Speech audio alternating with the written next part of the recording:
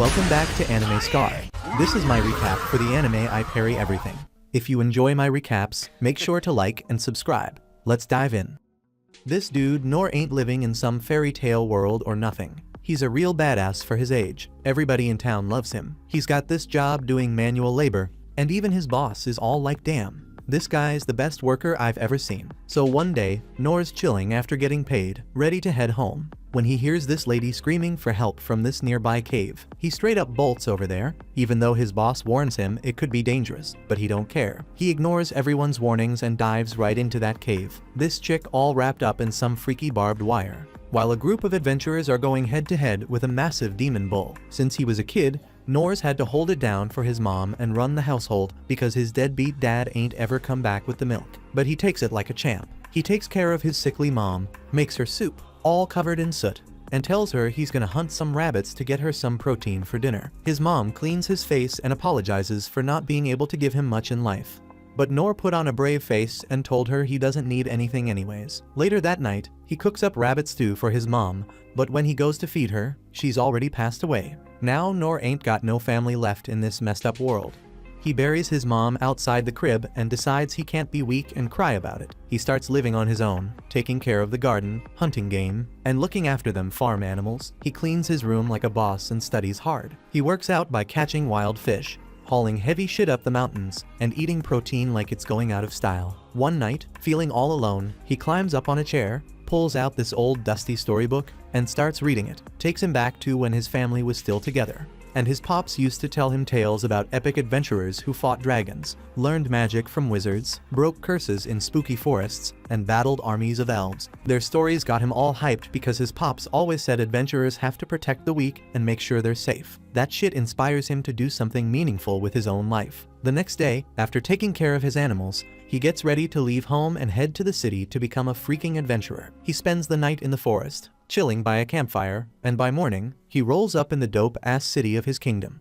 He walks through the massive gate and damn, he's blown away by the crazy amount of people hustling and bustling in the markets, selling their stuff, and folks buying swords and fruit all in one place. While he's strolling around, he spots this dude rocking a sword and decides to trail him. Turns out, the guy leads him straight to the Adventurers Guild. He walks into the joint, and instead of finding a hot girl at the front desk, there's this big, beefy dude. Bummer. He tells the guy he's here to be an adventurer, but the dude just brushes him off, saying this ain't no place for kids and he should think about his folks. Nor fires back saying his parents are dead, and that catches the dude's attention. He tells him to swing by the training school first.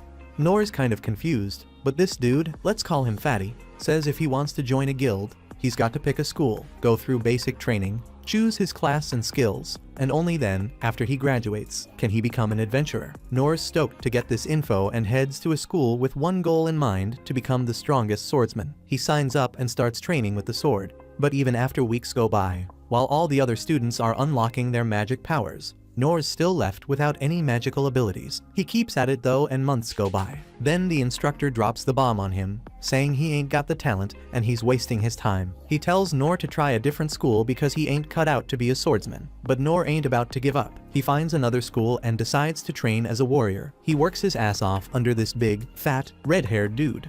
But even after intense training for months, the red-haired dude tells him he ain't got what it takes, just knows how to parry attacks. So, he tries out different schools, first as a hunter, but he gets the boot. Then he tries being a thief, but they reject him because he sucks at it. Next up, he gives magicians a shot, but even that's a fail. Finally, he tries his hand at healers, but no dice. He heads back feeling like a total letdown. Fatty's shocked to hear that Nor spent all that time at different schools and didn't learn a damn thing. He tells him, unfortunately, there's nothing he can do to become an adventurer. Nor's bummed out but decides he ain't gonna admit defeat. He heads back to his crib in the woods and sets up his own training with his sword. He decides to master the one move he knows: parrying and deflecting attacks. He spends days and nights perfecting it. After a whole year of hardcore training, he gets strong enough to parry 10 attacks at once. He ain't done, though he keeps training, and 3 years later, he's parrying 100 swords at once, but still no new skills. He keeps grinding endlessly until his sword breaks. 14 years go by, and he realizes he's trained every single day. Now he can parry 1,000 swords at once without fail. But even with all that hard work, he ain't gaining any new skills. Still, he decides to give the Adventurers Guild another shot. This time he meets a young girl who checks out his skills and tells him to hit up the training school. Nor tells her that he has already been through them. The girl's surprised, telling him he ain't got the skills to be an adventurer. Nor gets bummed out once again when the fatty comes out and barely recognizes him.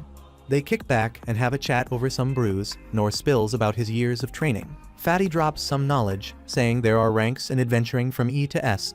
But even to reach E rank, you gotta have at least one skill, which Nor lacks. Nor feels down, but Fatty spills a secret. Not many know, but there's a rank below E called F. F-rank adventurers have some limitations, though they can't take kill quests or venture into the forests outside the city. They're stuck doing odd jobs in the city, like grunt work.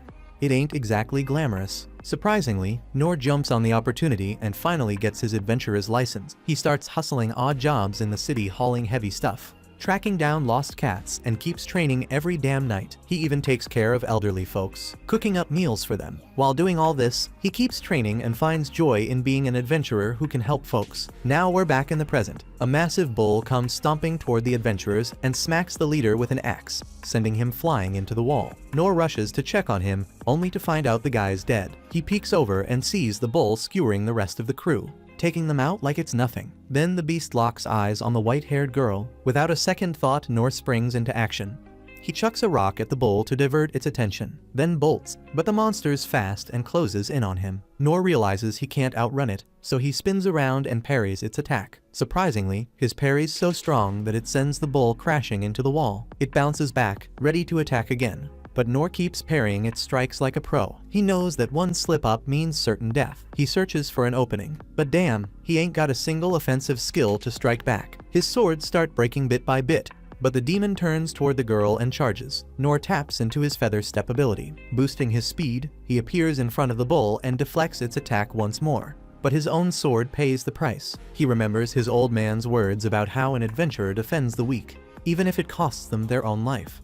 So with a broken sword, he stands his ground. When the monster strikes again, Nor parries with all his might. The axe gets deflected so hard that it bounces back and cleanly chops the bull's head off before getting stuck in the rocks. The girl's completely stunned as blood splatters everywhere, and the magical jabber wire fades away from her body. Nor falls to the ground, gazing at his shattered sword, and realizes how close he came to biting the dust. The girl thanks him for saving her life and asks for his name, but Nor brushes it off, saying his name ain't worth remembering. He walks away, heading back outside. He strolls through the streets, reflecting on how he almost got taken out by a giant cow. He knows he's got to train even harder if he's gonna truly become an adventurer who can protect people. A little later, a crew comes in to clean up the mess and move the freaking Minotaur and all the poor souls who bit the dust fighting it. Princess Lindbergh feels like it's all on her, like she's personally responsible for their deaths. Right then, her knight rushes up to her and says sorry for not sticking by her side when she went into the dungeon. It's her knight's job to protect Lynn, after all. But Lynn tells her it ain't her fault. This whole thing was just a basic test to see who's fit to take the throne, so it wouldn't make sense to force her knight to tag along. Just then, another knight tells Lynn that they got to head back to the castle soon. Lord Rain wants to have a chat with her, and she already knows what that's gonna be about. Back at the castle, Lord Rain just finished talking to Lynn, trying to make sense of what went down. But none of it adds up for him. The only way a Minotaur could end up in that part of the dungeon is if some magic-wielding summoned it. The knight agrees with that theory. He thinks it's got something to do with a dead merchant they found at the scene, with a ring. When they checked it out, they found out the damn ring's got some crazy pure magic stone in it. That ain't something you can just sell on the market. A Minotaur is a top-level demon, so it's not like any random rich dude can buy something to control it, and the crest on the ring says it's from the magical empire of Doritos. So Rain thinks they're behind all this crap because they've always had beef with him. But even then, the fact that they straight up tried to assassinate Lynn and didn't even bother to cover their tracks means they're trying to lure Rain into starting a war. Plus, they want control of the dungeon. But Rain's also thinking about that guide who saved Lynn. According to the reports, he whipped the Minotaur in seconds with a busted sword. And to top it off, when the castle spies tried to follow him, the dude vanished right in front of their eyes. Rain can't believe what he's hearing. He's dead set on finding out who the hell this mysterious warrior is. Meanwhile, Nor just got back to the guild, and the guild master's surprised he's still kicking. He heard about a demon showing up in the dungeon, right where Nor was working, so he thought Nor might have bit the dust. Nor apologizes for scaring him and explains that he had some shady folks tailing him last night. so he had to shake them off and went home without reporting it. The guildmaster tells him he's lucky to be alive because a minotaur is a demon so strong that even a rank adventurer would get wiped out in an instant. Nor still doesn't realize they're talking about the same damn cow he took down, so he asks what happened to that demon. The guildmaster tells him some mystery man took care of it. Nor is oblivious to the fact that he's the mystery, so he just goes ahead and gives a report for the jobs he finished today. The guildmaster hands him his payment, but tells him he's better off getting a regular job because it pays more, but Nor don't give a damn about the money. He just wants to be an adventurer. Right then, Lin sneaks up behind Nor and says she's glad she finally found him. She apologizes for invading his privacy, but she really wanted to see him again, so she used her long-distance detection skill to track him down. Nor figures she must be a thief-class adventurer if she's got a detection skill, but Lin says she's a magician. She's got skills in all sorts of classes, even if they're just basic. The guildmaster and the other folks are starting to recognize Lin, so she asks if she and Nor can talk outside. Before he goes, though, the guildmaster grabs Nor and asks what the hell he did to get Lin looking for him. Nor says he ain't done nothing illegal, so he shouldn't be in any trouble. The guildmaster tells him to go with Lin and not do any stupid shit. Outside, Lin hides herself and Nor using one of her skills, so nobody can see them. Once they finally find a private spot, Lin apologizes again for interrupting Nor, knowing a guy like him must have a lot going on. Nor says it's all good, and Lin starts by thanking him again for what he did. She says he not only saved her life, but also countless others in the country. Nor doesn't think he deserves such high praise, considering all he did was take down a freaking cow. He even thinks Lin could have handled it herself if he hadn't shown up. He saw a bunch of knights getting slaughtered by the same cow, so Lin tries to make him understand that she would have been toast if he hadn't come to her rescue. But Nor still doesn't think he did much. He appreciates her thanks. Then Lin says she wants to give him a reward to show her gratitude. Nor tells her a simple thank you is more than enough, so she doesn't have to give him anything else. But Lin insists on rewarding him and wants her father to meet Nor too. This guy doesn't want a reward.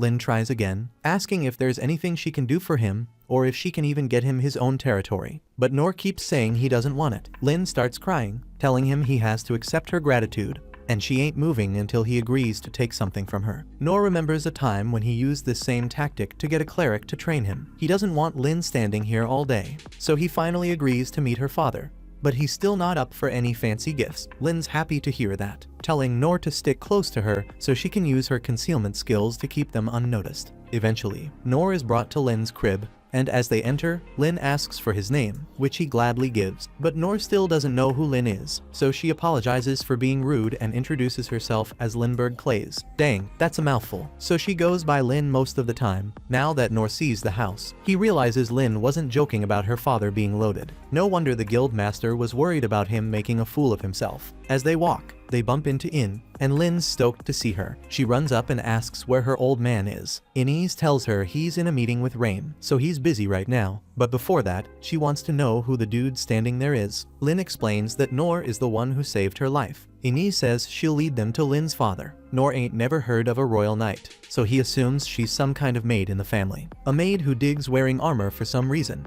You can tell Inez ain't too fond of him, but he has no clue why. While they walk, they come across a dude chilling by the window. As soon as he spots them, he gets up and asks Inez what's up and who the random guy is. Inez tells Gilbert to chill with his spear since Nor is Lin's guest, and pointing weapons at guests is hella rude. Gilbert realizes that Nor must be the one who saved Lin's life, so he puts his weapon down. Inez asks him to join them in the room because she could use all the help she can get. Gilbert's got a bad impression of Nor now, and Nor can already tell this ain't gonna end well for him if things keep going like this, but he keeps walking anyway. In the freaking throne room, the king is in the middle of a meeting with Rain, and he's all pissed because Doritos ain't giving a damn about honoring their peace treaty. Rain saw it coming after the last meeting with the king of Doritos, where he straight up demanded the rights to the dungeon. That got shut down, but ever since then, the king of Doritos has been plotting their downfall. Just then, Lin and the crew roll up in the throne room, and Lin's all hyped, going over to greet her bro and pops. Inez and Gilbert kneel to show respect to the king, but Nor just keeps walking. Rain peeps that Lin's rocking the disguise cloak, meaning she must snuck outside without permission. But she says she had to because there was no other way to find the dude who saved her. The king catches on that she's talking about Nor, and Nor apologizes for showing up all messed up. But Lin was all about rushing here ASAP. He also mentions he ain't no fancy noble or nothing, so he don't know all the proper etiquette for this stuff, and he might accidentally say something rude. but the king tells him he's cool with it because it's much easier to talk without worrying about etiquette. The king extends his hand to Nor and formally thanks him for saving Lin's life. Nor says, "Thank you is enough for me," but the king can't let Nor off the hook without a decent reward, so he tells him to name any amount of cash or land he wants. But Nor still ain't interested. The king's taken aback, but he ups the ante by offering Nor half of all the treasures they scored from the dungeon. Rain thinks that's way too much for a single guy, but Nor's still like, "No, not my thing." Now the king's clueless about what to give Nor since he's rejecting everything. So he goes to his throne and grabs a massive sword hanging there and offers it as a gift. Rain ain't too keen on giving away such a valuable sword, but the king's like, "It's cool, I don't use it no more, and we can swap it with a fake so nobody finds out." He hands it over to Nor, and as soon as Nor holds it and feels the weight, he knows it's worth a fortune. And he don't want to accept no extravagant gifts, but the king insists it's just something he picked up back when he was an adventurer, so it's all good. Nor finally agrees, and the king asks him to give it a test swing. Nor goes for it and swings that sword in the air, generating a crazy amount of force and blowing everyone's minds. The king gives props to Nor for swinging that sword with one hand, but he's got a favor to ask. He wants Nor to help train Lin to be an adventurer, but Nor says there's nothing he could teach someone as talented as Lin. Plus, he thinks it's up to Lin to decide if she wants to do that. After that, Nor figures it's time to head home. But before he dips, he realizes his sword's got the perfect shape to fit in them gutters he usually cleans. So he's gonna give it a shot tomorrow morning, before he can leave. Inez steps up and says she wants to chat with him first. She apologizes for her rude behavior earlier because it was completely uncalled for. But Nor's like, "I don't mind at all. Your job is to protect the Clay's family no matter what." So she's mad grateful to Nor for saving Lin's life. And to show her gratitude, she promises to have Nor's back if he ever needs help. Nor ain't looking to go back and forth about this, so he just accepts her offer and says he'll ask if he ever needs anything. Aside from that, Inez also warns Nor that he better not speak to the king so casually again, because even if the king's cool with it now, she ain't letting no disrespect slide next time. Nor says he gets it, so Inez is in a good mood and asks him for his name.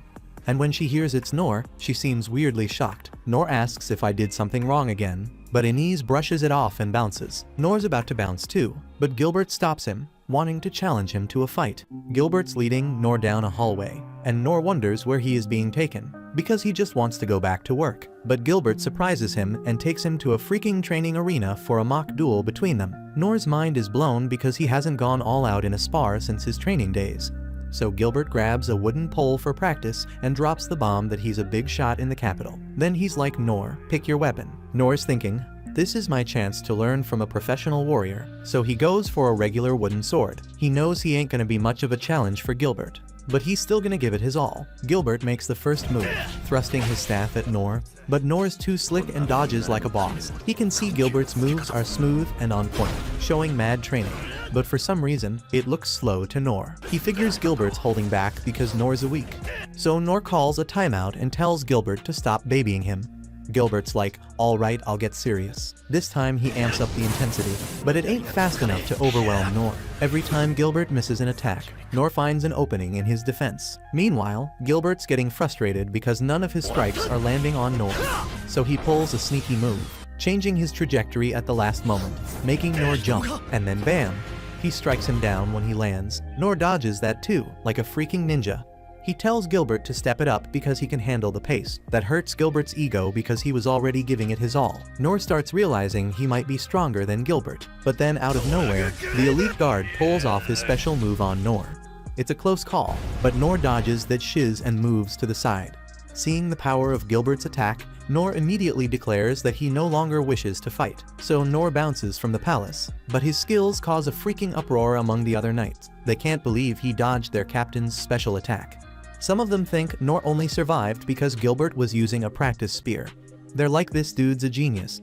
He could take down anyone if he wanted to." Hearing that mess takes Gilbert back to the past. He used to be a spear prodigy, going around the kingdom, wrecking powerful peeps left and right. Nobody could even come close to challenging him, and he got bored as hell. That's when he hit up the capital and joined the knights. hoping to battle monsters because they were tougher than humans. But even monsters couldn't stand up to his strength and skills, and he stayed bored as ever. Then one day, when he was just chilling, the master of the sword school showed up. Turns out, he was the one who trained Gilbert back in the early days. Gilbert straight up complains about how freaking boring it is to be so damn strong. He wishes there were more peeps as strong as his master, so he could have some fun throwing down with them. But the master just tells him that one day, someone even better than him will come out of his students. And Gilbert's like, I hope that happens while I'm still kicking, because that's the only way I'll shake off this boredom. Now Gilbert's mind is all over the place as he thinks about this dude who took down a minotaur with a single hit. He always knew Nor was an interesting person, but he didn't see anything special in his strength at first. But when they sparred, he realized Nor was way stronger than he looked. When Nor tells him to step it up, Gilbert busts out his special attack, faster than the freaking speed of sound, knowing damn well nobody can survive that. But Nor dodges that shiz, and Gilbert feels like a total loser. And to top it off, Nor ends the fight just like that. Gilbert thinks Nor did it to save him from embarrassment in front of his crew. And before leaving, Nor tells him he's looking forward to their next encounter. Now Gilbert thinks he finally found someone who can make his life a bit more exciting. On the flip side, Nor has no clue how highly Gilbert rates him. Nor used his body strengthening and fancy footwork skills to dodge Gilbert's ultimate attack at the last freaking second. If he was even a moment late, he'd be 6 feet under. He thinks Gilbert purposely adjusted the speed of his attack to give him just enough room to dodge, and he's grateful to Gilbert for showing him that he still needs a crap ton more training. The next day, Nor starts cleaning drains with the kick-ass sword he got from the king, and he's blown away by how freaking awesome the sword is. Later, he's chilling in the forest because his construction job got put on hold thanks to that minotaur incident. He's wondering how the heck he's gonna pass the time until the job opens up again, and he wants to put that huge sword to good use. He's thinking it could make a sick-ass or a badass pizza shovel, maybe even a grill plate, but he ain't got the resources to start those businesses. He tries out his fire magic and realizes it's too weak to start a decent BBQ. Then he hears footsteps sneaking up behind him, and he turns around to find Lin standing there, specifically looking for him. Nor's like, "How can I help you?"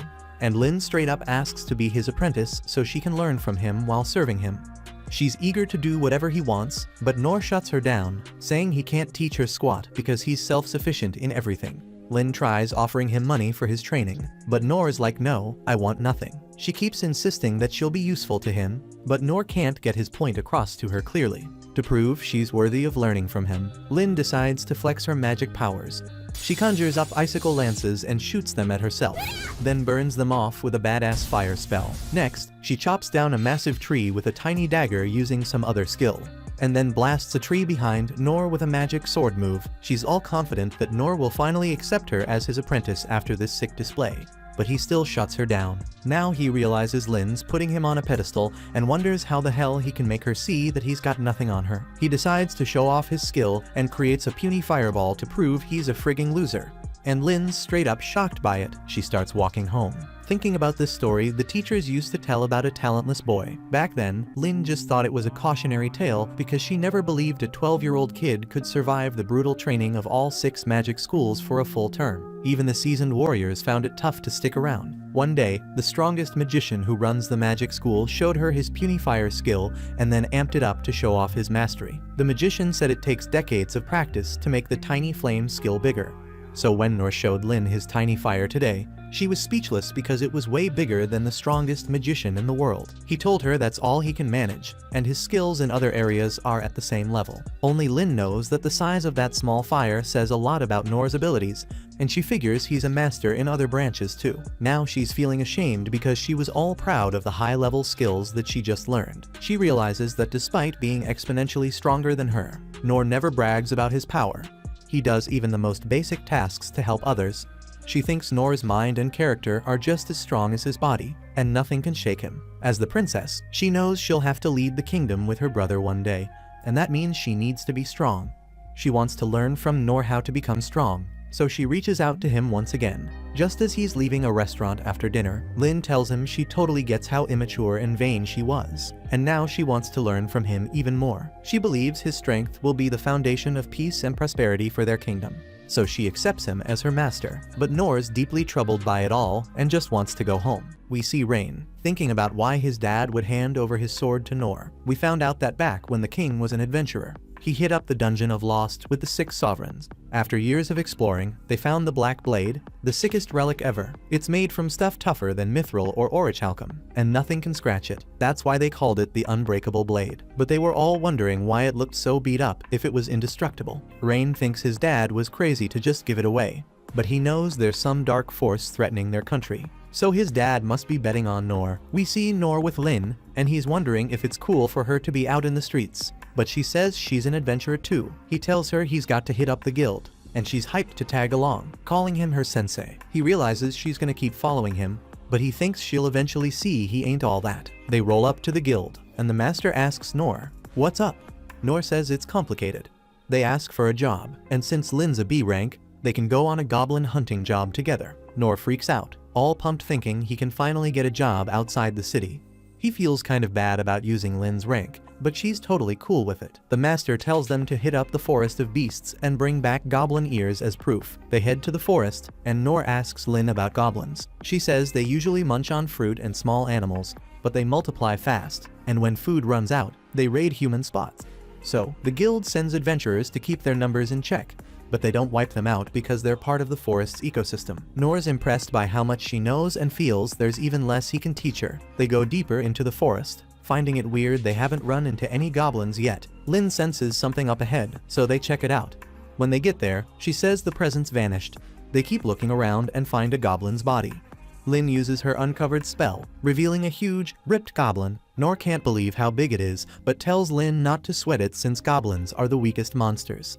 Lin spots the goblin and recognizes it as a goblin emperor, a rare subspecies of the goblin king made through some sketchy, forbidden experiments. She knows it's a major threat, but she remembers how Nor was all excited to fight goblins. She figures he saw this coming and decides to roll with him. The goblin charges at Nor, but he blocks its attacks.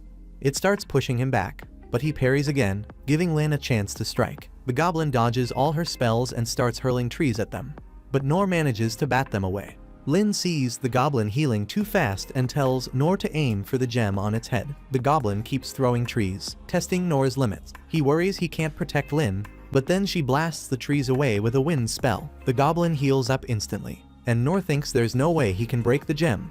But he gets an idea and tells Lin to hit him with her wind blast. She warns it can knock down a castle wall and might kill him, but he tells her to blast his sword instead. The goblin gears up to attack again, but Lin uses the wind blast, pushing Nor with insane speed. He leaps up, smashes the gem, and it flies out of the goblin's head. The goblin screams in pain, and Lin grabs the gem.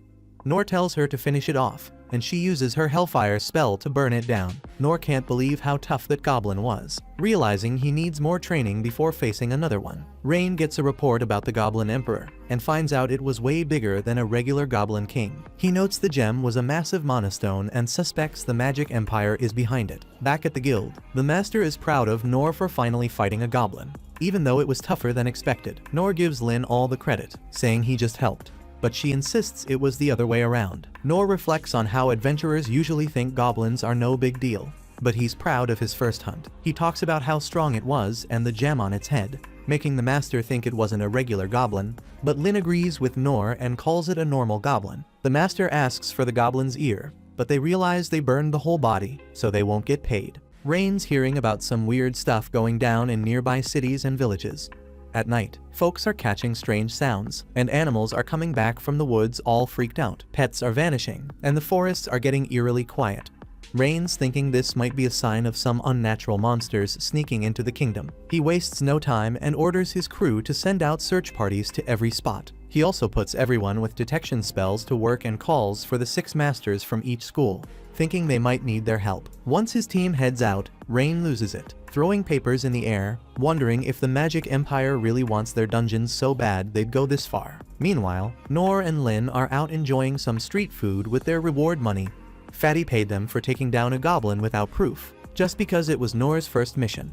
After they're done eating, Lin tells Nor she's heading home, and he's happy to finally get some peace. Just then, Rain shows up looking for his sister. He spots Nor and quickly asks him to hit up a town in the mountains the next morning. He says Lin will join him and that he'll handle all the arrangements and pay him well. Rain doesn't spill the beans on why he's sending them, but Nor agrees because Rain seems serious. The next day, Nor hops on a carriage for the first time in his life, which is a big reason he took the job. He's loving every minute of it. Lin, on the other hand, looks pretty down. And when he asks if she's not into the scenery, she just stays quiet. He turns his focus back outside, dreaming of becoming a proper adventurer and leaving the city to travel. Lin suddenly apologizes for her brother dragging him into this, but he tells her it's cool since he's getting paid. This bums Lin out even more. That morning, Rain explained that their mission was to hit up the town of Tauros on the other side of the mountain. If nothing goes down after a while, they should head to the neighboring country, the Holy Kingdom of Mithra. He told Nor that if nothing happens, he can just treat it like a paid vacation. Now, Lin hopes nothing really happens. Her bodyguard, Inez, tells her not to stress because she's got her back. The real deal is, Rain gave Inez a top-secret mission before he left. He said their kingdom is about to face some serious danger, and if things go south, Inez should take Lin and bounce to the country of Mithra. Inez was shook and asked if Lin knew about this. But Rain told her he hadn't said a word because Lin would definitely flip out. He was really worried about Lin's safety and told Inez she was the only one he could trust with something this heavy. Right now, the crew is taking a break, and Inez apologizes to Nor for dragging him into this mess. She promises to keep him safe, but he just laughs it off, saying he's good at running away if things get wild. Inez insists there won't be any need for that because she's got her shield. Nor says that he can't see anything, so Inez decides to show off her skills. She conjures up a holy shield with her special power and tells Nor that if anything goes down, he should get behind it. He's impressed and remembers how Lin said Inez is on the same level as that spear guy, Gilbert, who he fought before. Nor's heard Gilbert is strong enough to take down a dragon, and if Inez is just as tough, he thinks they're way out of his league since he struggled with just a goblin. He thanks Inez, saying she's got talent, but that takes her back to her childhood. She grew up in an orphanage, and one day, her powers just kicked in out of nowhere. Her friend was curious and tried to touch it, but got her finger cut instead. The caretakers freaked out and called the principal. Soon, a magician master, a redhead warrior, and a priest showed up. They asked Inez to show what she could do, and the magician said it was a gift from heaven, something super rare. He told young Inez that her power could be a blade that cuts through anything or a shield that blocks any attack, depending on how she used it. Inez was overwhelmed by all this, but the redhead warrior told her he'd train her to use it right. He took her in as a student, and while Inez was learning, she started keeping her distance from everyone at the orphanage, scared of hurting them. That was until she met Nor and learned his name. She'd heard that name, Nor, a lot from the redhead warrior, her master and adoptive dad. One day, while they were hunting monsters in the forest, another warrior told the redhead that a huge pack of monsters was heading their way. The redhead, lost in thought, mumbled something about wishing. Nor was there for moments like this. Inez got curious about the person her dad respected so much. But more than that, she felt jealous. Ever since she met Nor, that jealousy has only grown, and she's trying to shake it off so she can protect Lin without any distractions. Just then, Nor spots something moving through the wheat fields, leaving a weird trail behind. Lin hears him and immediately tells the carriage to stop. She uses her magic to reveal whatever's hiding out there, and it turns out to be a massive frog-bat hybrid monster. At the same time, a swarm of monsters attacks the capital, and Rain orders the warriors, swordsmen, and hunters to take out as many as they can, while the thieves help civilians get to safety. The king remembers what Emperor Derry said, warning them they'd regret not accepting his terms. He's convinced Derry is behind this attack, and Rain agrees.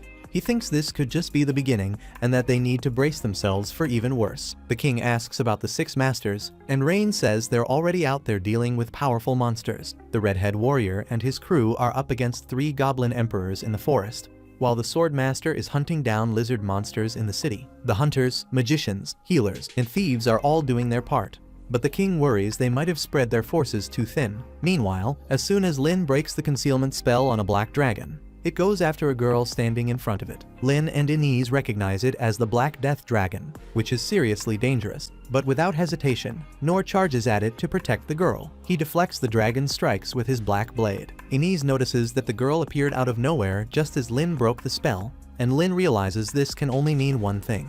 The girl is definitely a demon with the power to control monsters. Her brother had told her about demons before, beings who look human but have powers and a nature closer to monsters.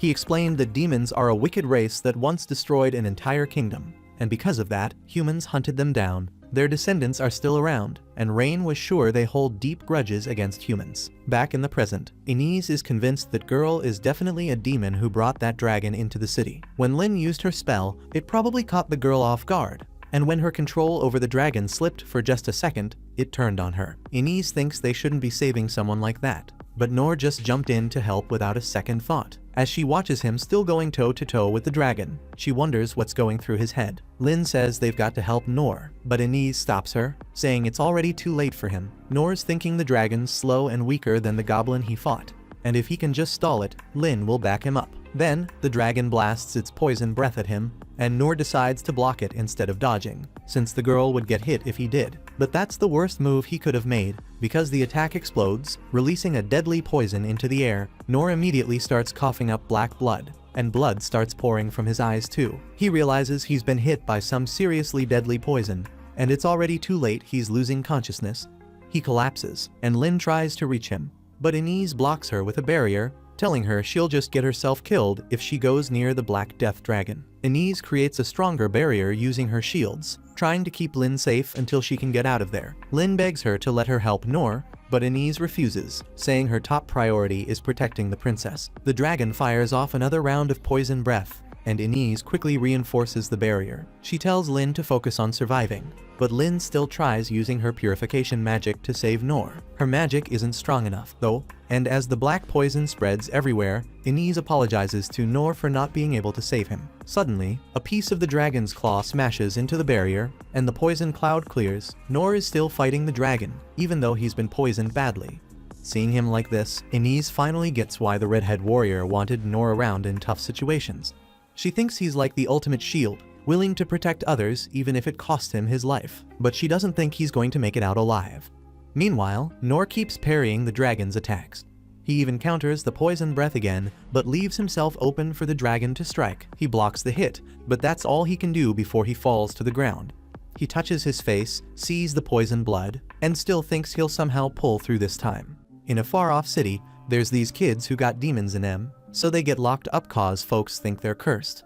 They've got the power to control monsters, but they barely get any food. This one boy is part of that crew. He catches a beating just for looking at his master, and ends up going 3 days with nothing to eat. He can also read minds, so he knows how much folks hate him, but no matter how bad they treat him, he never thinks about striking back. One day, his master rolls up with a monster, asking the boy to use it to help the nation, promising to hook him up and treat them better. The boy can't read his master's mind cause of some magic device, but he trusts him anyway. He heads out with the monster, but when his shield breaks, he loses control, and the monster knocks him aside. He thinks he's let his people down, but he's just glad he didn't hurt anyone and wishes for a better life where he's useful and gets to eat good food. The dragon gets ready to attack, and he's made his peace, but Noor steps in to protect him. The dragon spits its poison, and Noor blocks it, but the boy still gets hit. Noor sees this, uses his healing to help him, and stops the bleeding. Noor's struggling, and the dragon fires another shot, but the boy's alright. Noor keeps fighting but eventually collapses and starts coughing up blood, still thinking it's all good. In a flashback, we see Noor in the woods picking herbs. He's sorting them out at home, but there's a few he doesn't know, so he decides to make a soup with them. It tastes good, but it's poisonous, and he barely makes it through, thanks to his low-level healing spell. He flips through his book and spots the herb, it's dragon's ruin, the same one his mom always warned him not to touch. He tries to keep up with his training, but he's struggling, so he hits himself with some healing. When he wakes up, he feels better but realizes he's starving, so he heads out to gather some more herbs. He comes across dragon's ruin again and reminds himself to be careful, but then a snake bites him, and he passes out from the poison. When he wakes up, he feels good and decides to eat the snake, thinking it's pretty tasty. He even gets another snake to bite him and realizes he's building up a tolerance, hoping it might give him some new skill. He starts trying other poisonous stuff, and while he doesn't get any new skills, he finds he can eat all sorts of poisonous things without much trouble. Back in the present, he's eyeing the dragon, thinking it might taste good, and figures he's adapted to the poison. He keeps dodging the dragon's attacks and eventually breaks its claws. The boy's watching him and thinks he's amazing as he pushes the dragon back. The dragon's gearing up to go all out, but Noor blocks it head-on, making the poison blow up in the dragon's face. Noor thinks it's weird there was such a big frog near the city and starts thinking it might be tasty. He checks on the boy, asking if he's out here alone, but the boy admits he was the one bringing the dragon to the city. Noor assumes the frog was meant to be food, and the boy was just delivering it fresh, using a barrier to stay hidden so he wouldn't get jumped. Noor feels bad for messing up the delivery and even offers to pay for the trouble, but the boy says it's cool. Noor is curious how the boy managed to get it that far, so the boy reveals he can control monsters. Noor just thinks that's dope and calls it a blessing from the heavens. The boy then lets it slip that he's demon folk, saying they can all control monsters, and Noor wishes he had that power to get his animals to help out with his work. The boy wonders if Noor's got a problem with him, but Noor has no idea what he's talking about. The boy explains how everyone is scared of his power, and he hates it too. Noor tells him it's a useful skill, and that he shouldn't care about what others think. The boy can't believe he could actually be helpful and starts crying, wondering if it's really possible. Noor reassures him, saying there are plenty of people who would need him. Lin rushes over, ready to treat Noor, but he says he's fine, and that he can handle poisons pretty well. However, Lin realizes it's extreme asthma, the kind that even destroys the soil. She can't believe Noor took a direct hit and is still fine. She starts thinking there's only one explanation, remembering her teacher Sane, the Sovereign of Salvation, who developed a technique that purified and healed all wounds after haunting his body and mind for 4 years. She's shocked that Noor mastered it at such a young age. Noor tells her to focus on the boy, and she instantly recognizes him as one of the demon folk. Even considering killing him, she wonders what Noor plans to do with him, but he suggests they take the boy with them. Inez tries to object, and Lin reminds her what the boy was trying to do by bringing the monster. But Noor feels bad for messing up the boy's mission by killing the frog. Inez can't believe Noor thinks the Black Death Dragon was just a frog, and Noor wonders who the boy was working for. The boy says he wasn't told, and Inez can tell from his eyes that he's just a slave. She asks if he has a home to go back to, but he mentions he was blindfolded part of the way, so he doesn't know where his city is. Noor suggests giving him a ride to the nearest city, and Lin remembers her father telling her to trust her own eyes. She feels bad for seeing him as a cursed child from the rumors, instead of a boy who needs help. Noor asks the boy for his name, and they learn it's Rollo. Lin asks Inez to bring the boy along, but Inez notes that since they are headed to Mithra, the demon folk aren't allowed to enter, and if they leave him somewhere along the way, he will struggle to survive on his own. Lin's trying to figure out what they should do when suddenly, another dude shows up. The man notices that Rollo messed up his job of delivering the frog, and since he seems to know about the delivery, Noor asks the man if he is the one who ordered Rollo to do this. The man says it wasn't him. He is just Psalm Eon, who was hired to take out Rollo and aid the progress of the mission. He asks Noor if he is the one who killed the frog, and Noor confirms that it was him. And he apologizes since he still thinks the frog was meant to be eaten. But the man tells him that he doesn't care about the frog. He was just hired to get Rollo. Noor misunderstands this to mean that the man is here to pick up Rollo, and he's not wrong. But the man's intentions are nowhere near innocent. In the next moment, the man disappears and appears behind the group. Noor parries his attack, but he is confused as to why the man attacked out of nowhere, and the man realizes that Noor isn't going to be an easy opponent to beat. So he takes a step back and calmly asks Noor if he would be willing to hand the boy over to him without a fight. Rollo is apparently worth a lot of money, but only as a corpse.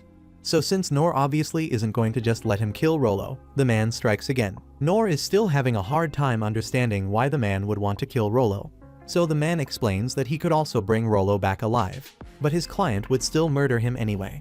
So why go through all that trouble? If anything, he thinks he is doing Rollo a favor by ending his life quickly.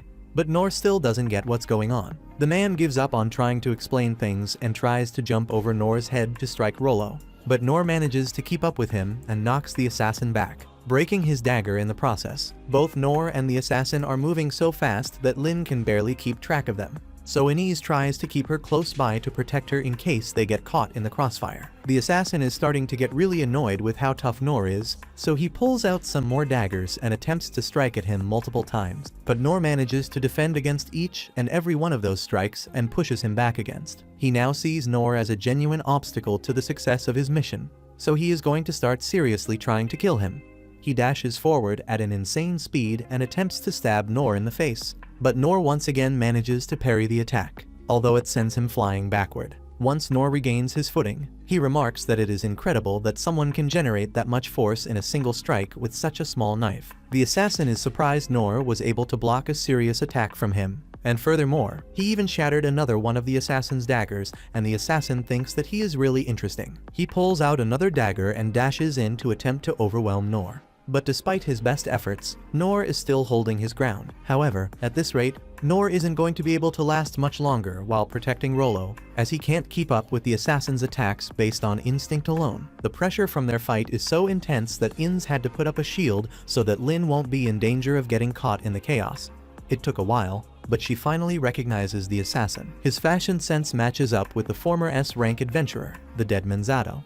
A while ago, Inz walked into a meeting with all the sovereigns, and she was curious about some old documents she found. It's about a target that was declared to be officially dead, but she doesn't recall ever seeing anyone going to deal with this person. The sovereigns tell her that it's better to leave that mission alone and just declare the target dead, because actually going after him would be too much of a challenge. The target was Zato, who became an S-rank adventurer at a young age, but his actions led him to become a wanted man. However, he is too strong for any of them to be willing to risk going after him. So they decided to just leave him alone as long as he is not causing trouble in the kingdom. Gilbert was interested to learn more about Zato, since he is apparently strong enough to have the other sovereigns scared to fight him. So the wizard begins to explain the story of Zato. As a child, Zato had already mastered the art of dwarven alchemy, and by the age of 13, he had already killed his first dragon. After that, his abilities became known far across the lands, so much so that he became the apex of all heroes. However, while it sounds like Zato was the perfect hero, he never had an Uncle Ben,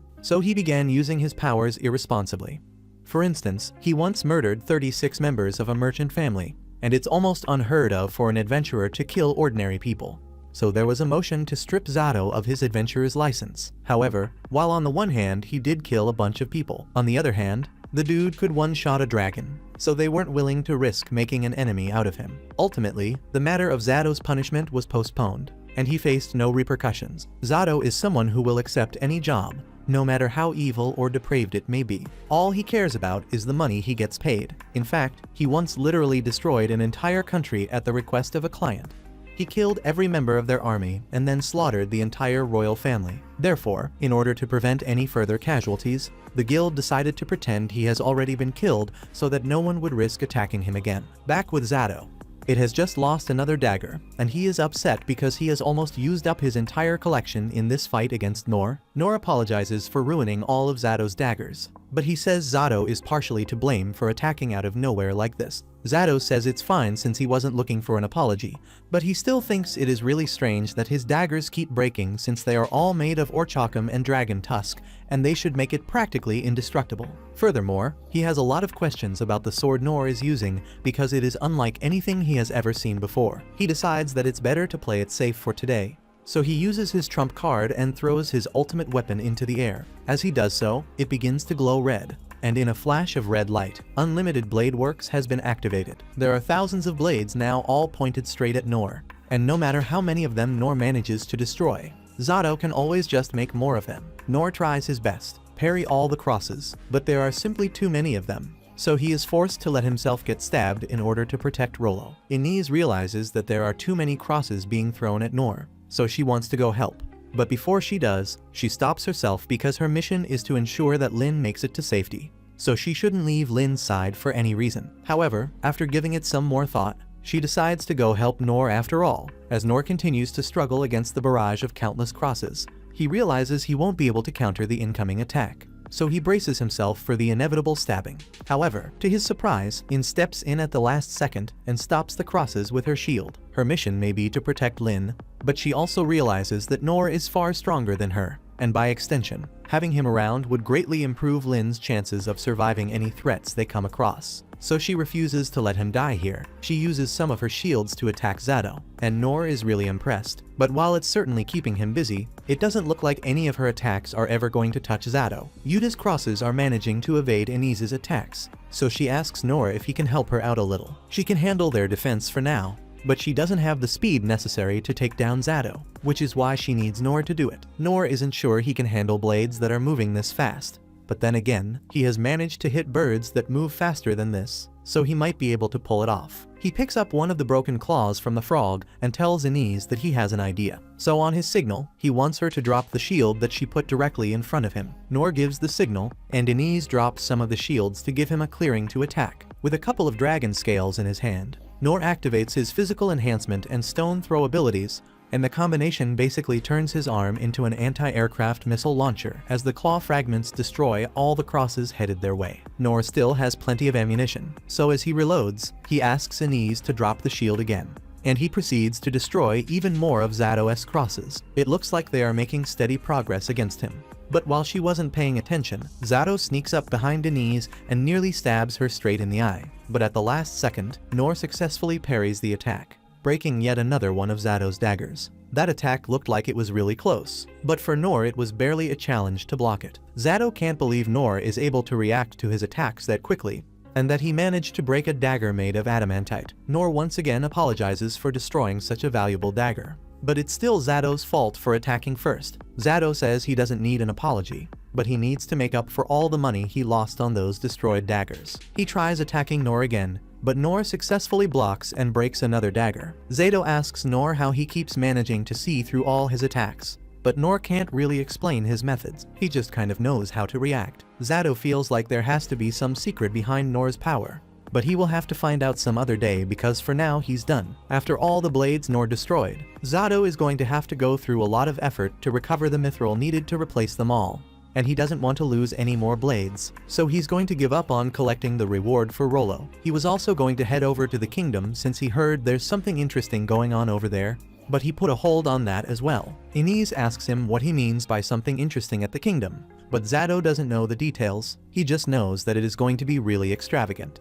He calls over to Rollo and tells him that he is lucky Noor is here because no matter what kind of attack he tries, Noor is always one step ahead of him. He even tries going for one last sneak attack, but predictably Noor blocks it with ease. Zato won't be able to complete his mission while Noor is around, so he takes a step back and just teleports away with his magic. Noor breathes a sigh of relief now that Zato is gone. But Lin has some concerns about the event that is apparently taking place at the capital. Noor asks if she wants to head back to the capital if she is so curious about what's going on. But as soon as he mentions the royal capital, Rollo starts to shiver in fear. Before he was tasked with transporting the Black Death Dragon, he heard his captors talking about how a terrifying monster was going to be sent to the capital, one that would make the Black Death Dragon look like a tiny frog. Hearing this, Lin says they need to hurry back to the capital immediately because the situation is more dire than she had initially thought it was. She asks Noor if he is willing to come with her back to the capital, and Noor is fine with it. But Inez tells them that they can't go. She's about to tell Lin about the order she got from Rain, but Lin already knows about it. Rain had told her that she should escape with Lin if anything ever happened in the capital. Lin didn't hear it from him directly, but she knows how Rain thinks, so she is well aware of what he would want.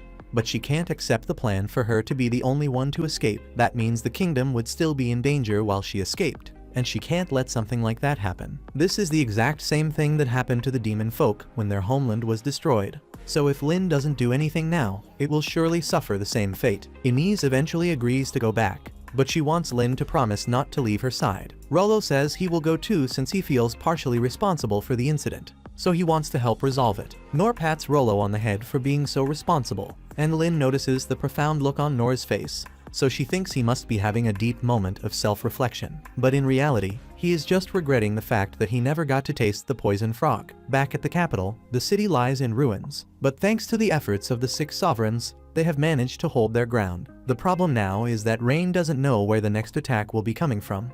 It could be from the north, the south, or maybe even above, but according to the reports, there have been no sightings of flying beasts nearby. That may be what the reports say, but Rain notices something up in the sky, so he casts an uncover spell, and to his horror, he finds a dragon looming over the city, and it's not just any dragon either, it's a dragon of calamity. The story rewinds, and we see Noor's Pops dropping some knowledge on him about dragon slayers. He breaks it down, saying when a dragon's up to no good, it's called an evil dragon. And if you're bold enough to take one out, you're dubbed a dragon slayer. Pops goes on to explain how every piece of a dragon from its claws and fangs to its bones and everything else is pure gold. They use that stuff to craft weapons and whip up some powerful medicine. That's how the land gets rich. And Noor pipes up, saying he wants to be a dragon slayer too, but Pops keeps it real, telling him it's not going to be a walk in the park. Some of these dragons have been around for like 1,000 years, and when they move, the ground shakes. One swipe of their tail can flatten mountains. Pops even throws in a story about how this continent almost got wrecked by a dragon's rage long ago. He warns Noor that someone as small as him would get swallowed whole, but Noor is still dreaming about becoming a dragon slayer one day. Fast forward to the present, and Noor's in a carriage, feeling something off in the distance, but no one else is catching it. Noor points it out, and Lin spots it. It's the dragon of calamity. Next thing you know, the folks in the capital are frozen with fear as the dragon soars above them, and Rain's thinking the Empire has no clue about the beast they've let loose. Dao Ken says, it's only been 150 years since it went to sleep. It should still be out cold, but Rain catches on that Mitra's woken it up. He's shook that they'd unleash this kind of disaster just over some beef, and the dragon lets out a roar. Rain orders Dao Ken to get everyone at the evac spot out of the city ASAP, And he's not playing. He tells him to drag out anyone who tries to stay or hold onto their stuff. The people start moving out, and Mayan spots that the 6 sovereigns are scattered, and all the escape routes are jammed up. She's thinking this is a lost cause. Meanwhile, the 6 sovereigns are out here battling monsters all over the city and beyond, with no time to worry about the dragon. The king's up in his castle, eyeing the dragon, and Gilbert's urging him to bounce to safety. But the king's not budging. His duty is to protect his people. He tells Gilbert to lead the evacuees. Later, Inez is peeping the dragon through some binoculars, thinking the whole area is about to get wrecked now that the dragon's here. She says the evacuation should be happening right now, and Lynn's sure her dad's gonna stay behind if that's the case. She knows deep down that even her dad doesn't stand a chance against that beast, and she's hoping he's smart enough to bail. Nor, on the other hand, is checking out the dragon, all curious and hyped to finally see one up close. Rollo's side-eyeing him, thinking it's weird since Nor just faced off with the black dragon of death. Then Nor remembers that Lynn's dad and brother are still in town. She confirms it, saying it's too late to save them. But Nor isn't giving up. He tells her he can still rescue them if he hustles. Lynn's caught off guard, and Nor explains that they can make it if they use the same trick they did against the goblin. Lynn clicks, realizing he's talking about her wind blast, but she knows the impact's gonna be wild. Nor's confident, saying his sword can handle whatever, and he feels like the city's done a lot for him, so he wants to return the favor. He figures he might just pull it off if it's just about getting her family out. And this sparks some hope in Lynn. She can't believe she was about to give up without even trying. Even though Wind Blast isn't a spell meant for people, she knows Nor doesn't play by the world's usual rules. She decides not to hesitate and agrees to roll with his plan. Meanwhile, back in the capital, the king's replaying a conversation with Emperor Derry. Derry had flexed, saying he could wipe out the king's tiny nation no sweat. But the king still refused to hand over the Dungeon of the Lost. Derry accused him of wasting the power he's got, claiming his nation's wisdom could turn it into something that could dominate the world. But the king clapped back, saying Derry's wisdom should have warned him not to mess with powers beyond his grasp. Derry fired back, calling the king a coward who didn't deserve the throne. Now, the king realizes Derry's been obsessed with getting his hands on the Dungeon of the Lost, willing to go to any lengths to do it. The king heads to the top of the castle, thinking about his daughter and hoping she's safe. He's shocked that he's worrying about her instead of his country in a moment like this, and admits that Derry might have been right about him. Maybe he really doesn't deserve to wear the crown, and he says a sword probably suits him better. He apologizes to all his people for dragging them along on his messed up mission. He knows he can't undo his mistakes, but he's dead set on at least taking out one of the dragon's eyes. Outside the capital, Inez sets up a cylinder using her shields and asks Nor to step up in front of it. Nor does, thinking this feels different from last time. Then Lynn stacks 7 spells on the barrier to amp up her spell's power. And suddenly, Nor isn't so sure about getting hit by this. Lynn doesn't catch on, and she tells him to brace himself because the impact's gonna be way stronger than before. She fires off her Wind Blast spell, and when it's over, Nor's nowhere to be found. Rollo's doubting if Nor could survive something like that. Meanwhile, the dragon rolls up on the king, getting ready to unleash its breath. The prince realizes it's the same move that wiped out the whole continent, and the king knows he won't even be able to take out one of the dragon's eyes. He makes his peace with death, grabs a dagger, and hopes to show the dragon just how tough humans can be. The 7 sovereigns spot that the king's holding the blasting sword, pouring all his mana into it for one last strike. They realize he's even using his life force, but before the king can attack, Nor shows up and parries the dragon's face, throwing off its aim. Everyone's stunned, and the dragon crashes to the ground. It looks down, seeing its scales covered in dirt, and then spots Nor. The dragon's in shock that a mere human would dare to step up to it.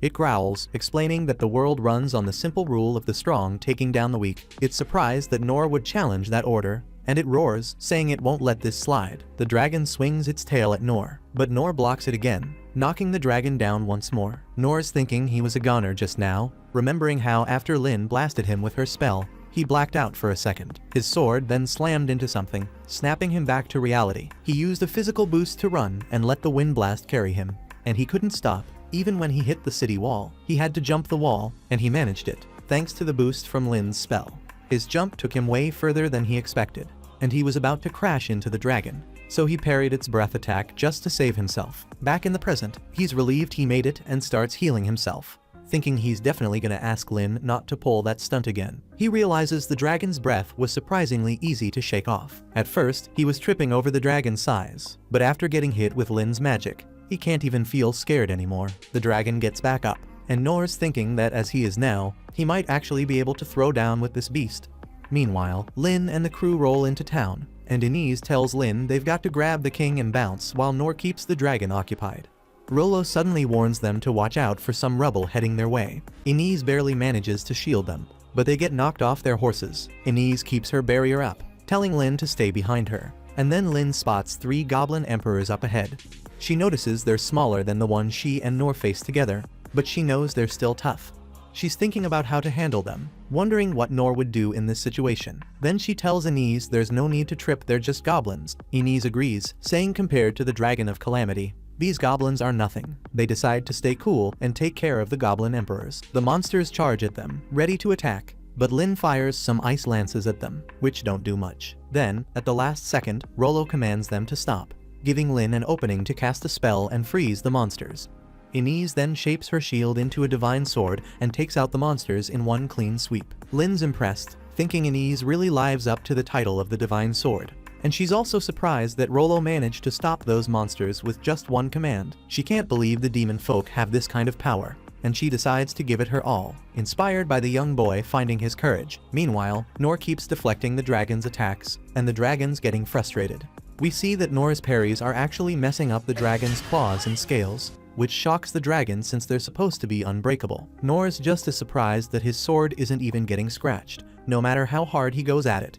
He's thinking, what is this thing? But then he decides it doesn't really matter, as long as he can win with it. The dragon starts to see Nor as a legit threat and takes to the sky. It charges up its breath to blast Nor, but Nor deflects it again, leaving everyone including the dragon stunned. The dragon roars in frustration, and Rollo explains that it's mad because it's recognized Nor as its rival, but Nor hasn't done the same. The king chimes in, saying dragons are proud creatures, and the Dragon of Calamity had full confidence in its power. But now it's starting to doubt itself. The dragon, now thinking it was the weak one all along, goes in for one last attack, but Nor parries again and slices off one of the dragon's claws. The dragon then bows down to Nor, calming its rage. Seeing this, Rollo says that this is a sign of submission, and Nor is wondering what's happening. He spots the dragon's claw lying next to him, and remembers his dad saying dragon parts are valuable, they can be used for making weapons, medicine, and bringing wealth to the land. He also recalls that those who take down an evil dragon are called dragon slayers, but seeing the defeated look in the dragon's eyes, he lowers his weapon. Nor sits down and says, I'm not cut out to be a hero. Rollo notices the dragon doesn't want to fight anymore, and Lin and the others approach Nor. Then we see Nor thanks Rollo for calming down the dragon, but Rollo insists he didn't do anything. Nor starts wondering why the dragon suddenly stopped fighting. He asks Rollo to send it home, but Inez is ready to finish it off for good. Lin sides with Nor and tells Rollo to give it a shot and send the dragon home. Rollo isn't too sure he can pull it off, but he steps up and tries to communicate with the dragon. Turns out, the dragon's ready to follow orders from whoever its master is, and Nor is amazed that Rollo can actually control it. He asks Rollo to send it home and tell it not to cause any more damage. The dragon agrees, takes off, but just when it seems like things are wrapping up, an energy blast nails the dragon, and it crashes down. We see Derry in the distance, watching it all go down, and he reveals the dragon was his pawn. Derry's pissed the capital is still standing, but he decides it doesn't matter as he calls in his army. His plan was for the dragon to tear up the capital, then have his magic soldiers and cannons wipe out what's left, but a dude named Randy tries to warn him that it's a bad move. Derry's not having it though, kicks Randy aside, and brags that their mage tech is unstoppable. Derry's already writing history in his head, planning to blame the kingdom's greed and dungeon mismanagement for their downfall, while painting the Empire as the saviors stepping in to free the people from their useless king. Meanwhile, Nor and the crew head toward the dragon, but spot the Empire's army too. Derry sees them and recognizes Lin and Inez. He knows Inez has a rep with her divine shield, but he figures she's no match for his cannon, so he orders his men to fire. Inez tells Lin to fall back, and as the blast comes at her, she realizes she can't block it, but Nor jumps in front and deflects it. Derry's confused, wondering what just happened, and orders his men to fire again. Nor is trying to figure out why the Empire's army is even there, and Inez tells him they're planning to destroy the kingdom. Lin sees they're seriously outnumbered, even with their army, and Inez tells her they need to fall back. The next attack hits, and Inez blocks it with her shield. Derry's told to get to safety, so he orders them to wrap it up quickly. Nor realizes they're in deep trouble, so he decides to create a distraction to give the others a chance to escape. He knows he's not the best fighter, but he's confident in his ability to make a run for it. He remembers how he used to gather honey and always ended up getting chased by bees. If he could outrun bees, he figures he can outrun this army if he goes all out. Lin decides to trust him, telling him she's got his back. He thinks she's about to boost him, but instead, she hits him with a wind blast that sends him flying toward the army. He parries the attacks coming at him and realizes he can't stop now, so he charges straight through, deflecting everything in his path. Swords and shields go flying into the sky. Derry is stunned, watching as the swords come back down, stabbing his men, while the shields crush them. Nor then sends the siege towers crashing down. He keeps the chaos going, and Derry is in complete shock. Nor suddenly flies past him, and Derry's trying to figure out who this guy is. He starts thinking Nor's there to kill him, but then he remembers his gear is made from orichalcum. But Nor isn't even interested in Derry, he just blows past him and takes out the magic cannons, which crash down next to Derry. Derry can't believe he's losing, especially with all his tech and troops. Nor shows up in front of him, and Derry recognizes the black blade, wondering how Nor can even wield it. He thinks Nor is keeping him alive to mess with his head, and in total panic, Derry wets himself and takes off running. We see the whole fight go down from Nor's side, and after blocking the soldiers' weapons, he felt mad relieved to finally catch a break. Then out of nowhere, he spots the king behind him. At first glance, Nor figured the dude was some regular old guy in shiny armor. He couldn't wrap his head around why a dude that old would even be out here on the battlefield. Even the king's horse was decked out in flashy gear, but to Nor, there was nothing special about him. That's when he noticed the weapons he just blocked falling back to the ground. Snapping out of his thoughts, he rushed to block the weapons again before the soldiers could grab him up. He knew he had to stay sharp and keep blocking, and then he saw these siege towers. Without knowing what they were, he decided to handle them too. After dealing with the weapons, Nor glanced back at the king, still wondering who this old man really was. But he couldn't afford to rest too long. He knew those soldiers would be on their weapons if he slipped. So, he blocked them again, then took a breather by the king. Meanwhile, the king was looking at Nor like he'd seen him somewhere before. Nor was thinking, does this old dude know me? He started walking toward the king, convinced they'd never crossed paths. But the king was shook. The king pulled out his sword, ready to fight, but Nor didn't even bother blocking it. He wasn't sweating, the old man like that. He slid past him and went on to block some magic cannons too. Those things dropped right next to the king, and Nor just kept blocking whatever he could spot. Nor figured the old man was bound to hurt himself staying out there on the battlefield, so he went back to him again. That's when the king asked him, "Why haven't you killed me yet?" It clicked for Nor. The king thought he was here to take him out. Nor couldn't really blame him either. He was out here with a sword in his hand, so he decided to let the king know it wasn't like that. He put down his weapon and tried to tell the king not to worry, but he was too winded to get the words out.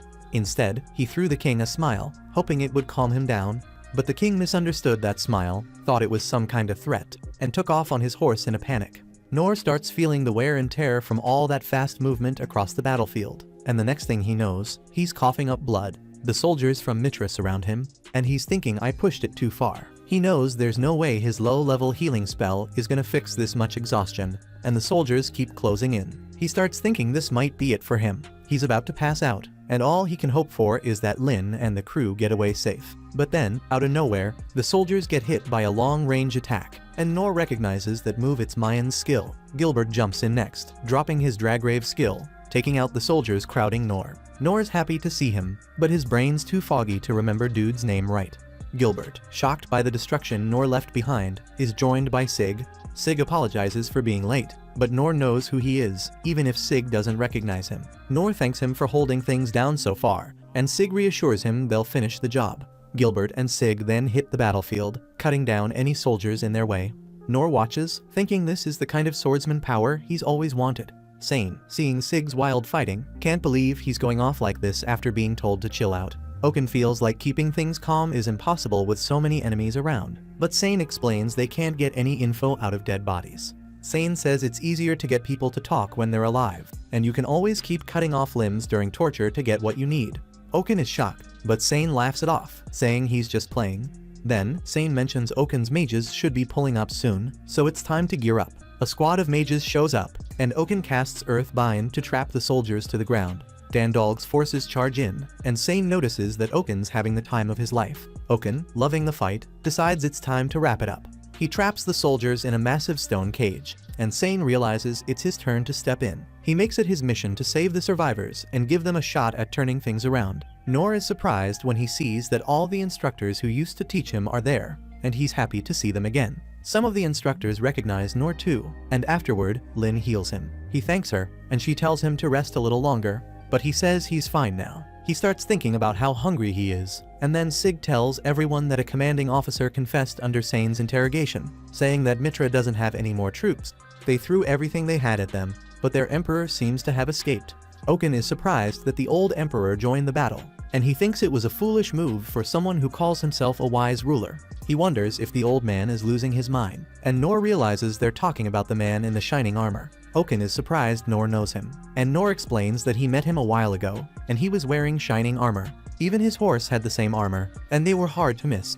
Oken realizes that the armor must have been orichalcum, and he explains that it's a high-grade material that supports a wide range of skills. He thinks it makes sense that the emperor escaped so quickly if his horse had that armor, and Sig mentions they won't be able to go after him if he crosses the border. Sig explains that there's a fortress and a bridge over a ravine there, and Oken thinks they have no chance of catching up to him using normal means. Oken says it might be possible if they could fly, and Nor suggests they might be able to do that. Everyone is shocked to hear this, and Nor mentions it would only be possible if that creature is still alive. Afterward, they head to the place where the dragon fell, and both Oken and Sane are amazed to see such a magnificent creature up close. Sane thinks it's the first time he's been asked to heal something so big. He starts healing the dragon, managing to restore its body, but it takes a little more time to heal its internal injuries. While healing up, Sane tells Nor he's leveled up a lot, and Oken's trippin' when he finds out this dude is Nor. Nor says it's been a minute since he's seen both of them too, and he's low-key shocked Oken's still kickin'. Oken feels some type of way about that, and he flexes, saying he plans on living another 100 years. Nor's thinking he's gotta be jockin', but the old man's dead serious. Then he asks Nor if he's really cool with healing this beast, and Nor tells him to chill cause they got Rollo with them. Oken checks with Rollo, asking if he's sure he can handle it, but Rollo's shaky with it, which gets Oken worried. Nor calms him down, saying it's all good, and that's when the dragon wakes up. Nor tells Rollo to start vibing with it, and the dragon lets out a big roar. Nor peeps that it's mad, and Rollo's shook that Nor can read it so well. Nor says growing up in the mountains taught him to pick up on the dragon's mood, and Rollo breaks it down that the dragon wants revenge. It's waiting for Nor to give the word, and Oken's caught off guard by how much control Rollo has over the dragon. Rollo tries to clear it up, saying the dragon sees Nor as its master, not him. But before he can finish, the dragon roars again, and Rollo says it's ready to roll out. Nor tells everybody who's catching a ride to gear up, and Lin and Inez step forward. Nor's surprised they're coming too, and they explain that Rollo has to ride since he's the only one who can talk to the dragon, and they're gonna have his back. Lin asks if Nor's not rolling with them, and Nor really ain't feelin' it cause he's scared of heights. But he knows this whole thing was his idea, so he can't bail now. He tells Lin he's down to go, and Lin's hyped, saying it'll be like having the strength of 100 men. Sane chimes in, saying he's coming too since he's gotta watch his patient till the end, and then Karu shows up. Karu's Trina roll with them too, and Nor is pumped to see another one of his teachers. Karu says they're gonna need a stealth move to ride something that huge, and he's the one who's got it covered. Oken wants to roll with them too, but Sane tells him to stay back and watch over his stone cage, so he has no choice but to hang back. King Clays and his son show up next, and Lin's relieved to see they're both safe. They're just as glad to see she's okay too. Inez then asks Rain to punish her since she went against his orders. Rain tells her it's cool, saying it was his bad for giving such a dumb order in the first place. He's just happy she made it back. And he adds that he'll be riding the dragon too since they'll need someone to negotiate. They all hop on the dragon, and the king puts Rain in charge of making the calls, hoping Nor will watch over his kids. Nor agrees to help out, and the king apologizes for asking so much of him. Rollo then tells the dragon to take off, and it soars into the sky. Meanwhile, Dandalg and Sig spot the dragon flying, and Dandalg asks Sig if he's cool with not saying anything to Nor after finally finding him after all this time. Sig says he's fine with it, adding that Nor never really needed them to play any part in his life. He thinks the idea of taking Nor in and raising him was ridiculous, and Dandalg agrees. As Nor is a hero straight out of Legends, Sig then recalls seeing the army's weapons flying from afar and admits he's ashamed of his own laziness. He realizes he shouldn't have wasted time thinking he could train others and decides to retrain himself instead. Dandalg thinks it's funny how Sig seems pretty happy for a guy who's ashamed, and Sig says it's normal, considering the show Nor just put on for them. Dandalg nods in agreement. We then see Nor and the crew looking for Derry, but they can't seem to find him. They wonder if he's already crossed the border and notice a bridge up ahead. Karu explains that the land beyond that bridge is under the Empire's control, and he warns them not to rush in without thinking. He suggests they turn back and leaves the final decision to Rain. Before Rain can make up his mind, Lin spots something moving fast on the bridge, and they realize it's Derry. Karu notices they're getting close to the capital's defenses, and if they step into that territory, there's no way they're making it out in one piece. He explains that they're hidden for now, but the magic that's keeping them covered is gonna wear off as soon as they realize they're there. Rain's aware of this, but he's dead set on not letting the Emperor slip away. He figures Mitra has access to some serious magical tools, and if they let him escape, he's gonna use those to boost their military power. Rain's not about to give Derry the chance to make that happen. Inez then asks Rain and Lin if she can just wipe out the whole area. When Lin hears this, she thinks Inez must be pissed after what went down in the capital. Inez suggests it'd be smart to take out the fort's defenses ahead, while they've still got the chance. Rain gives her the go-ahead, and Inez unleashes her divine sword on the fort. With Karu's help, she wipes out the entire place in seconds, thinking this should secure their way out. Rain's pleased with the outcome and tells Lin that what they do next is going to decide the war's direction. He mentions they're going to keep chasing the Emperor until he hits the capital, then asks if she's ready for it. Lin's cool with it and figures everyone here is packing power way beyond the norm. She knows she's got nothing to worry about as long as they're around, and she's even more confident with Noor on their side. She thinks he's probably planning something big as they speak, but then we see that Noor's so scared of heights that he's passed out. When the Emperor finally makes it back to the fort, thinking he's safe now, that fear he's been carrying turns into straight-up anger, remembering how bad he got clowned. As he's walking past his officials, they hit him with, "Why you covered in mud and smelling like piss?" The Emperor starts blaming all his soldiers for not being able to win, even with all that high-tech gear they got. Before he can finish going off, one of the officials spots something out the window. The Emperor looks up, and that terror creeps right back in as he sees the Dragon of Calamity heading straight for the Empire. He's confused though, thinking, how's this thing still alive? That laser beam should have finished it. Then it hits him, it must be Saint Sane who brought the dragon back.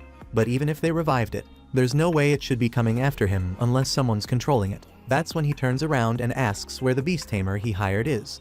The official tells him Master Lude already bounced, and the Emperor starts thinking Lude betrayed him. He throws a fit, and Randius steps in, trying to calm him down because all that yelling won't solve anything. But the Emperor ain't trying to hear it. He flips out on Randius, telling him to stop being useless and do something to save the Empire. Randius agrees, but the look on his face says he's done with the Emperor's nonsense. While all this is happening, the Emperor orders the rest of them to get Kronos ready. He wants to use it to blast the dragon out of the sky. The officials try to talk him out of it, saying Kronos is still in the testing phase, and if they fire it now, it might wipe out a big part of the city too. The Emperor doesn't care though. He kicks one of them across the room and argues that they don't have many options left either way. The dragon's gonna wreck the city if they don't do something, so he says not to stress about collateral damage, and if they have to, they can use the mana targeting system to hit it right. The officials do what they're told, and the whole city goes dark as Kronos locks onto the dragon's mana signature. The Emperor's feeling himself, thinking this dragon's done for, cause this laser is the most powerful weapon his empire ever built. The laser fires off, heading straight for the dragon. But then, out of nowhere, something on the dragon's head deflects the laser, knocking it off course. The Emperor's in shock, can't believe what's happening. And now, since they used the mana tracking settings, the laser's aiming right for the Empire's mana generators. Without those, the Empire's wide open with no defense. The Emperor, true to form, starts blaming the officials, even though he's the one who gave the order to fire. But that's the last straw for the officials. They all quit right then and there, fed up with his nonsense. The Emperor's left standing alone, watching as everything he built burns down around him. A few moments before all this, the group was riding in on the dragon, and Noor suddenly felt something coming. This new laser was way stronger than the last one, and there wasn't enough time to dodge it. So, Noor jumped out front and deflected the blast. He pulled it off, but since he can't fly, he ended up crashing right into the Emperor's castle. At that same moment, the Emperor is surrounded by Randius and a few knights who are over-dealing with him. The Emperor asks what Randius thinks he's doing, and Randius calmly tells him he's gonna save the Empire by taking the Emperor out. The Emperor starts yelling for help, but nobody's left who will listen to him. Looks like it's the end for him, but right before Randius can cut him down, Noor crashes through the ceiling. Noor's surprised he got so lucky, landing smack in the middle of the Emperor's throne room. Randius, sword raised, asks Noor straight up, "You trying to protect this clown?" Noor ain't worried about protecting the Emperor, but he also knows it ain't right for these knights to straight up murder him. One of the knights tries to pop the Emperor with a gunshot, but Noor deflects the shot and gently lays the Emperor's head down so he doesn't get hurt. Randius and his crew realize Noor's got serious skills, so they rush him all at once, but Noor handles them like it's nothing, deflecting every attack with ease. Randius starts talking about how the Emperor's ruined the Empire, and the only way to make things right is for him to die. One of the knights even throws a bomb, trying to finish the emperor off. Noor sees it coming and gently kicks the emperor out of the way, making sure his body lands against the wall without injury. As the emperor is checking on the neighbors, Noor asks why the knights are trying to kill him. One of the knights points out that Noor has done more damage to the emperor than they have so far. But Randius keeps pushing the point, saying the emperor has to die. He throws more bombs, but Noor stays ahead of it, grabbing the emperor's leg and gently placing him on the floor. Noor suggests they throw the emperor in prison and let him die naturally since he's already old. But Randius shuts that down, saying they can't afford to wait. The enemy has already invaded, and they're coming with the Dragon of Calamity. He thinks killing the emperor now will send a message that the fight is over. Suddenly, a voice interrupts, saying that killing the emperor isn't necessary. He can't suffer for his crimes if he's already dead. It's Rain, who's just arrived with the rest of the crew. He thanks Noor for stepping in but says he's gonna take it from here. Rain asks Lin to heal Noor, figuring he might be hurt from that crash earlier. Noor and Lin dip out of the throne room to let Rain handle the situation. Rain turns to the knights and tells them straight up. They don't need to worry, he's got no beef with them, and nobody's coming after them. But as for the emperor, his luck's run out. The emperor begs Rain to spare him, and Rain surprises everybody by agreeing, but he's got some heavy conditions. After all the chaos the emperor caused, people getting crushed under rubble, burned alive, or ripped apart by beasts, Rain says he'll forgive him, but only if the emperor is willing to go through the same pain he made others suffer. Rain also says he's ready to kick off peace talks between nations to discuss reparations and bring this war to an end. Rain throws it out there, asking if anyone's got an issue with the plan. Not a single person speaks up for the emperor, so it's settled the emperor's gotta feel all the pain he put on others. The emperor's confused, thinking there's no way he can survive that kind of torture. But Rain calmly explains that no matter how many times his bones get shattered or his guts get sliced open, Saint Sane will be there to heal him right back up so they can continue the process. And even if he passes out from the pain, Kuru's got ways to snap him right back into consciousness. Hearing this, the emperor is even more terrified than before, straight up pissing himself out of fear. Rain makes it clear, though, that he doesn't take pleasure in torturing people. He just needs the emperor to fully grasp the pain he put all those innocent people through over a petty grudge. Rain even says this punishment is him going easy on the emperor. Meanwhile, outside, Noor's feeling much better after getting healed by Lin. But as he looks out over the empire, he feels guilty about all the damage he caused when he deflected that laser. Lin tells him not to trip, reminding him he only did what he had to do to keep them from getting hit by the laser. Plus, nobody died from the damage. Those lasers only hit the Empire's mana generators, and those spots were packed with mana, so nobody was nearby when they got blown up. That said, Lin points out the destruction is still gonna hit people's lives hard in the long run. Right then, Rain, Kuru, and Sane roll up, saying they've worked everything out. From now on, the Empire and the Kingdom are shifting gears toward post-war rebuilding. Noor's surprised the war's already wrapped up when it felt like it barely even started. So he asks what ended up happening to the emperor. Rain breaks it down, letting everyone know the emperor stepped down. His grandkid's probably gonna be the new ruler, but since the kid's only 10, a guardian's gonna hold things down until he's old enough to take charge. It's been decided the knights will be in control for now. Right after Rain finishes explaining, the knights show up, and the first thing Randius does is apologize to Noor for going after him earlier. Randius says he's willing to do whatever it takes to make up for it, but Noor brushes it off, telling him it's all good, no need to sweat it. Randius feels relieved Noor is not holding a grudge. As a goodwill gesture, he tells Noor that if he ever needs help, Randius and the knights will be there, no questions asked. Noor waves it off, saying there's no need for that, and if anything, he should be the one apologizing for all the damage to the city. Randius reassures him, saying the damage wasn't Noor's fault, it was the old emperor's doing, and luckily, no one was killed or injured from the blasts. They just need to rebuild. He also points out that what the Empire did to the kingdom was way worse in comparison. But Noor, being who he is, still offers to help with the cleanup, even if it's just moving rubble around. The dragon, though, is getting impatient, so everyone hops on its back and heads back to the kingdom. Noor, of course, still hates flying, but they don't have much of a choice. When they get back, they're greeted by the king, who immediately apologizes to Rain for making him handle all the peace talks by himself. The king wants to hear all the details later, but first, he insists on thanking their savior. Rain agrees, saying Noor basically saved the whole capital on his own and deserves a proper reward. Noor, being humble as ever, cuts them off and says he doesn't need anything. But the king isn't having it. He knows Noor isn't about material things, but after saving the entire country, there's no way he's letting Noor leave without some kind of reward. Noor gets that it's normal to get a reward after what he did, but he can't think of anything he really wants for himself. Then, he glances down at Rollo and says there is one thing he'd like the king to do for him. The king is glad to finally hear Nor make a request, so he asks what it is. Nor tells him that he wants Rollo, a demon folk kid with no home after being abandoned, to be taken care of. Nor explains that Rollo deserves to live in the capital as a regular citizen. Nor had thought about taking Rollo in himself, but he lives too simple a life. Rollo would be way better off being looked after by a family with means. Nor suggests that if the king could hook Rollo up with some land and a home, that would be enough. The king understands Nor's request. But here's the problem. The holy theocracy of Mitra has labeled all demon folk as enemies.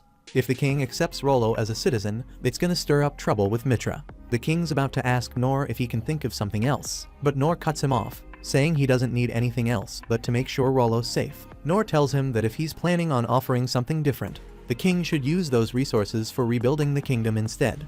The king, surprised by Nor's persistence, can't help but laugh. Rollo, looking up at Nor, flashes back to when he almost got killed by that frog dragon. Back then, he hoped for a better life, one where he wouldn't have to suffer anymore, maybe even have a shot at eating good food. He never thought that dream would come true. Later, Rollo wakes up in a warm bed. He soon finds himself sitting at a dinner table with Anise, who tells him that he's gonna stay with her for now. Rollo doesn't know what to say, so Anise nudges him, telling him to hurry up and eat before the food gets cold. He's shocked he never imagined all of this was for him. For the first time in his life, he's about to eat something that isn't rotten. As he takes his first bite, tears start to roll down his face, and he smiles, saying the food is delicious while he cries. While the rebuilding and rescue efforts are still going on, Nor takes a walk through the neighborhood he used to clean. He's shocked by how much damage has been done. He wonders if the folks who live here made it out okay. As he heads toward the guild, he feels some relief seeing the building is still standing. Just as he's about to take another step, he spots the guild sign right at his feet. This is the first time he's actually gotten a good look at it. He never noticed the drawing of an adventurer on it before. He thinks back to how he couldn't sign up as an adventurer, since after 3 months of training at each school, he could only pick up the basics. And never in a million years did he think he'd be seeing his old instructors again after 15 years. When Nor first went to the swordsman training school, he met Sig and asked to train as a swordsman. Sig asked if Nor had permission to be there, so Nor, all excited, pulls out the permission slip from the guild.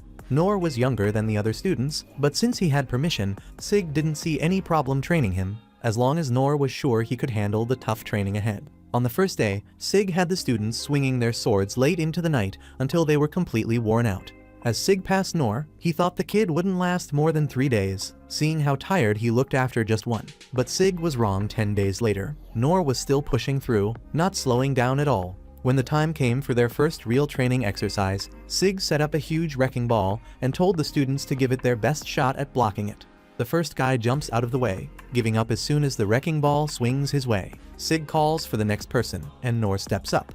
When the wrecking ball comes at him, he doesn't flinch.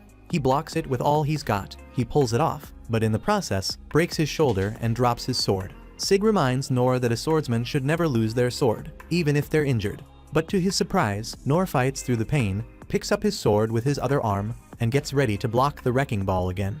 And this was the moment Sig first realized Nor had a lot of potential. A little later, Nor runs into Sig in the hallway and asks, "When am I gonna start learning a sword skill?" Sig tells him that what skills Nor might pick up are out of his control, but Nor at least wants to see what a sword skill even looks like. He keeps pushing, so Sig agrees to show him. They go outside, and with a wave of Sig's hand, a bunch of leaves fly into the air. In a flash, Sig cuts them all with his sword skill. Nor is blown away by what he just saw, even though Sig was moving so fast he could barely keep track. Sig figured as much, since even he has trouble following his own moves when using the skill. But to Sig's surprise, Nor actually caught most of the movements. That made the sword master think Nor might one day surpass him. Unfortunately, as the days turned into months, Nor kept training by now. He had mastered parrying, but that was about it. He hadn't picked up any other skills. Sig was starting to think just knowing how to parry wouldn't be enough for Nor to make it as an adventurer. At the end of the 3-month training period, Sig told Nor to stop training. He felt it was pointless to keep going, even though he knew Nor had tons of potential. He just assumed swordsmanship wasn't for him. So for Nor's own good, he told him to pick a different path. Nor listened and went to train under the shield sovereign Dandalg. But from the way things were going here, Nor looked totally out of place. Dandalg asked him if he was sure about this, because the training was going to be rough. but Noor was dead set on becoming an adventurer. No matter how hard it was, so he stuck with it. Seeing how determined Noor was, Dandalg decided to give him a chance, but he couldn't help worrying Noor might get himself hurt somehow. However, Noor proved him wrong. He kept up with the other students like it was no big deal. They were getting boulders thrown at them, and they had to block them with their bare bodies. And Noor was doing better than anyone expected. Then, out of nowhere, a huge section of the cliffside collapsed, falling right towards Noor. This was way beyond what Dandalg had planned for the training, so he jumped in and crushed the rock to save Noor. But as Dandalg stepped in to crush the rock, he realized Noor wasn't scared. The kid was fully ready to block that boulder with his body, even if it meant he'd die trying. Dandalg was blown away by the guts Noor showed right then and there, and he started to believe he could train Noor to become an unstoppable shield. Unfortunately, after 3 months of training, the only real skill Noor picked up was body strengthening. Dandalg knew how hard Noor had been grinding, but he couldn't keep letting him train when he wasn't seeing any real results. So after that, Noor went to the Bow Sovereign's school and asked her to train him. She wasn't too excited about it, it seemed like a hassle, but since it's her job to teach, she gave him a shot. She handed Noor a stone and told him to throw it at a stick hanging way off in the distance under a tree. She didn't think he'd hit it and was already planning to come up with an excuse for why he couldn't train there. But to her surprise, Noor nailed it on the first try. She couldn't believe what just happened, so she told him to do it again. And once again, Noor hit the stick without breaking a sweat. She wasn't thrilled by this. She could already tell Noor was going to be a tough student to deal with, but a promise is a promise.